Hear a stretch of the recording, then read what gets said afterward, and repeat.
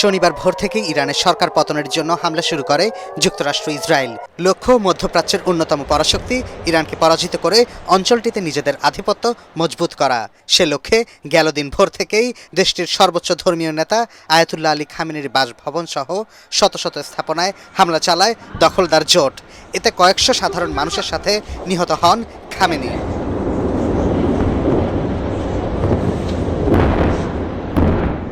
রোববার সকালে বার্তা সংস্থা তাসমিন, ফার্স নিউজ সহ ইরানের সরকারি বেসরকারি সব সংবাদ মাধ্যম নিশ্চিত করে খামেনির মৃত্যুর তথ্য। সাথে মারা গেছেন তার মেয়ে, জামাতা ও নাতি। খামেনির মৃত্যুর পর আপৎকালীন সময়ে তার দায়িত্ব পালন করবেন দেশটির প্রেসিডেন্ট, বিচার বিভাগ প্রধান ও একজন আইনবিদ। এর আগে খামেনির মৃত্যুর খবর নিশ্চিত করে সামাজিক যোগাযোগ মাধ্যমে ডোনাল্ড ট্রাম্প লেখেন, ইতিহাসের অন্যতম নিকৃষ্ট ব্যক্তি খামেনি মারা গেছেন। একই সাথে সর্বোচ্চ নেতার স্থলাভিষিক্ত কাকে করতে চান সে সম্পর্কে ভালো ধারণা আছে বলেও উল্লেখ করেন তিনি। এদিকে ইরানের শেষ সুলতানের নির্বাসিত ছেলে ও দেশটির মসনদে বসতে চাওয়া রেজা পাহলভি ট্রাম্পকে ধন্যবাদ জানিয়েছেন।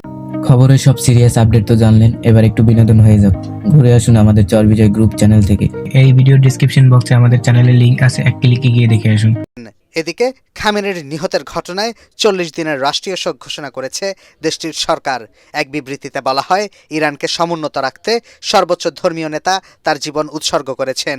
এরপরেই দেশটির ইতিহাসের সবচেয়ে বড় পাল্টা হামলা শুরু করে ইরানের বিপ্লবী গার্ড। লক্ষ্য ছিল ইসরায়েল ও মধ্যপ্রাচ্যের মার্কিন ঘাঁটি। হামলায় ইসরায়েলে একজন নিহত ও বেশ কয়েকজন আহত হওয়ার খবর জানিয়েছে ইসরায়েলের সংবাদ মাধ্যম। একই সাথে বন্ধ করে দেয়া হয়েছে হরমুজ প্রণালী। জাহাজগুলোকে নিরাপদ দূরত্বে সরে যেতে নির্দেশ দিয়েছে ইউরোপের বিভিন্ন মেরিটাইম সংস্থা।